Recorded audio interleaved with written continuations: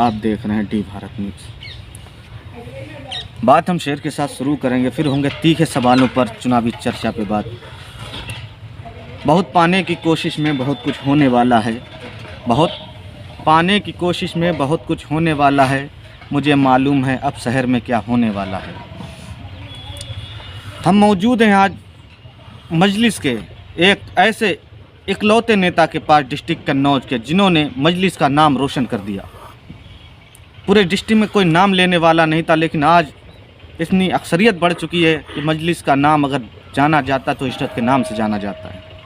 वही जिला अध्यक्ष जिन्होंने मजलिस के लिए कई मुकदमे उनके ऊपर लगे, लेकिन अब चुनावी बात होगी, जो चुनाव निकाय चुनाव है। इसर साहब, मैं आपसे सवाल पूछता हूँ, क्या मजलिस मुस्लिम वोटों पर ही चुनाव लड़ने आई रही है क्या? जब देखो कभी कोई चुनाव छोटा हो या बड़ा हो, MIM अपना पैर डाल देती है और समीकरण बिगाड़ने के लिए तैयार रहती है, ऐसा क्यों? चलो तो कम से कम दानिश भाई आपने माना तो कि मजलिस इस काबिल हो गई कि चुनाव समीकरण बिगाड़ देती है। ये पहला स्टेप हमने कंप्लीट कर चुके हैं। दूसरा स्टेप पे हम जो बाबा डॉक्टर भीमराव अम्बेडकर साहब का संविधान है, उसको लेकर काशी राम जी ने जो टारगेट करके बसपा को बड़ा किया। आप जानते हो बसपा का एक वोटर, आज से 1992 की बात कर रहा हूँ, 90 की बात कर रहा हूँ, उस दौरान मुझे ज़िले में एक आध झंडा दिखाई पड़ता था। सब हंसते थे वहाँ पे उन पे, लेकिन उन्होंने अपने लोगों पे मेहनत करके वो दिखाया करके।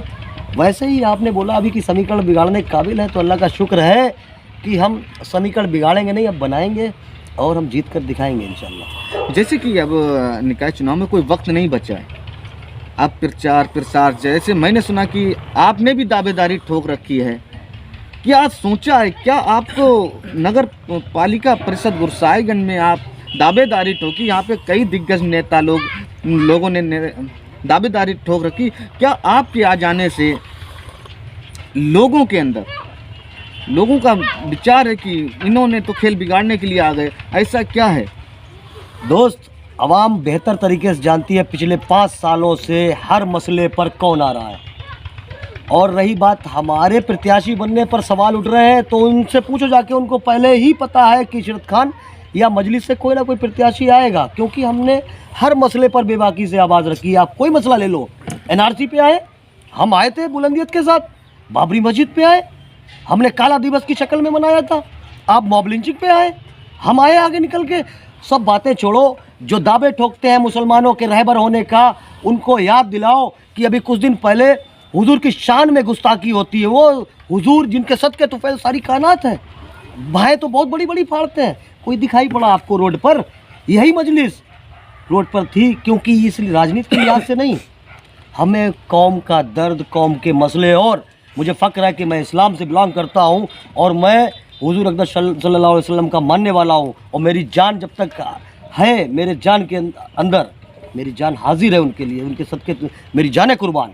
उनको बोलो जाके, जो गद्दों पे लेटे हुए हैं, जो आज वोट मांगने आए हैं, किस मसले पे आए, कौन से मसलों पे आए, बात करेंगे हमारी। हम तो शुरू से है 5 साल से भाई। रही बात और सवाल है, जैसे आप जो बात कर रहे हैं, लेकिन अभी तक जैसे बहुत से सवालात हैं, क्या मजलिस हर चुनाव में कोई ना कोई अपना पैर डाल देती है बीच में, लेकिन कोई रिस्पॉन्स नहीं मिलता? क्या वजह है, क्यों नहीं? पब्लिक चाहती तो है मजलिस का नाम लेने वाला, लेकिन उसको वोट क्यों नहीं देती? मुझे ये सवाल चाहिए कि आप बहुत बड़ी वोट में इंशाअल्लाह बहुत जल्दी तब्दील होगा, और इस निकाय चुनाव में ये असर साफ दिखेगा। क्योंकि अभी 2022 में काफ़ी पछतावा हुआ था लोगों को कि हमने अपना वोट ज़ाया कर दिया।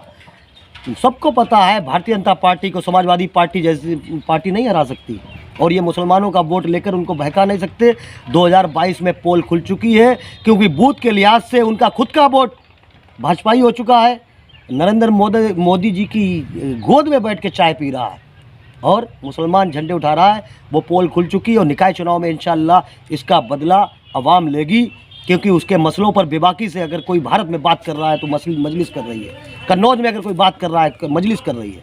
क्या आप चुनाव में उतरे हैं, क्या मुस्लिम वोट को लेकर उतरे हैं? क्या मुस्लिम वोटर ही चाहिए भाई?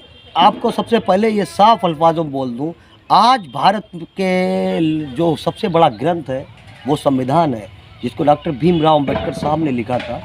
उस संविधान की अगर कोई रक्षा कर रहा है, उस संविधान का अगर फॉलो कर रहा है, तो वो एक शख्स है, वाहिद शख्स, जिसे हम विपक्ष भी बोल सकते हैं भारत का, असदुद्दीन ओवैसी। और उससे मैं फ़ख्र करता हूँ अपने सदर पर कि मैं उसको बिलोंग करता हूँ और उसको फॉलो करता हूँ, उसके जैसे बनना चाहता हूँ। संविधान को लेकर हम कतई बर्दाश्त नहीं करेंगे।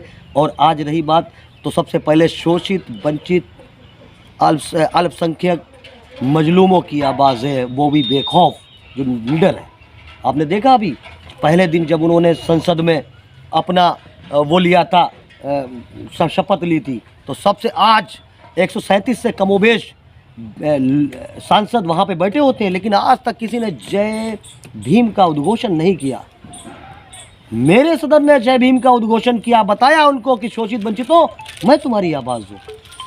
और मुझे फ़ख्र है उस पर कि माशाल्लाह वो बाकायदा आवाज़ बना हुआ है। जैसे नगर निकाय चुनाव जो इसी महीने में हो सकता है, जनवरी स्टार्ट में, अभी तारीख घोषित नहीं, क्या ऐसा MIM खेल खेलेगी जो MIM के साथ पब्लिक जाएगी? और ऐसा जीतने के बाद ऐसा क्या आप लेके आए? पहले बात, पब्लिक के बीच में क्या लेके आए जो आपको पब्लिक चुनेगी? हम खेल नहीं खेलते, खेल वो खेलेंगे। हम आवाम की बात करते हैं, आवाम के लिए लड़ रहे हैं, आवाम के मसलों पे बात कर रहे हैं।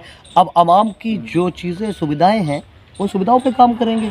जो मूलभूत सुविधाएं हैं, स्वास्थ्य है, शिक्षा है और रोज़ ज़रूरत की चीज़ें, पानी, सड़कें, नालियाँ, कचरा जो आप नगर में छुपा नहीं, आज कहीं नाली खुला है तो खुला है।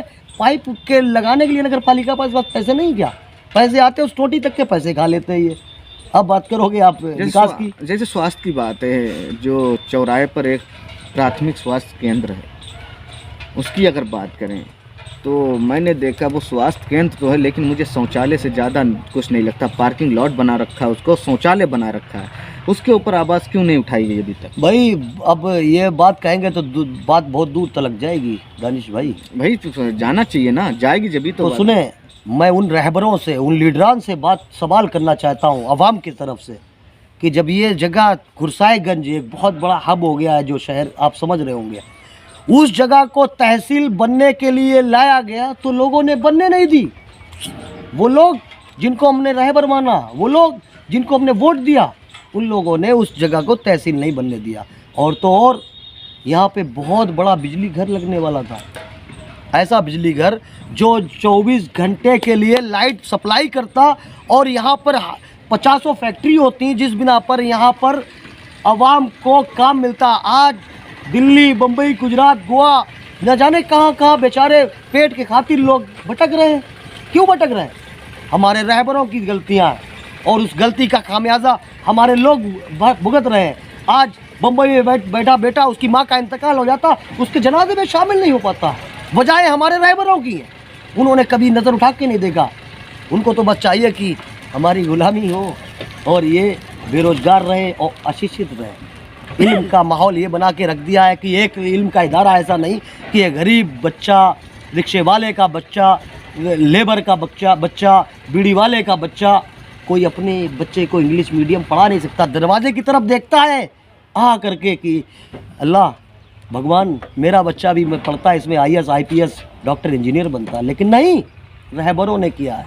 लेकिन अब एक सवाल और लास्ट सवाल है, क्या संदेश देना चाहते हैं जनता को, और जो इस वीडियो को देखेंगे, इस न्यूज़ को देखेंगे, क्या आप उसको मेरी गुजारिश है कि आपके मसलों पर जो बेबाकी से आए, आपकी ज़रूरतों को जो पूरा करे, चाहे वो कोई भी हो, उसके साथ खड़े हों, कांधे से कांधा मिलाकर उसको ताकत दें, उसकी मजाक मत बनाएं। आज नहीं तो कल मजलिस अपने आप को साबित करेगी कि हाँ, वही एक इकलौती ताकत है जो आज मजलूमों की, गरीबों की, सबकी एक बहुत बुलंद आवाज़ है, बेखौफ आवाज़ है, और ये इंसाफ दिला सकती है और उनको उनकी ज़रूरत पूरी कर सकती है। बहुत बहुत शुक्रिया अरशद भाई। हमारे साथ आप देख रहे थे MIM के जिला अध्यक्ष मौजूद थे, लेकिन आप भी देखते रहिए, हर रोज़ आपसे शाम के वक्त हर रोज़ तीखे सवालों से हर प्रत्याशी से बात होगी। तीखे सवाल वो भी नगर के हों या ग्राम पंचायत के, हर सवाल जनता के सवाल होंगे। अगर आप मेरे चैनल पे नए हैं, फेसबुक पे देख रहे हो तो फॉलो करें, अगर यूट्यूब पे देख रहे हैं तो सब्सक्राइब करना ना भूलें। आपका अपना भाई दानिश खान गुरु। जय हिंद।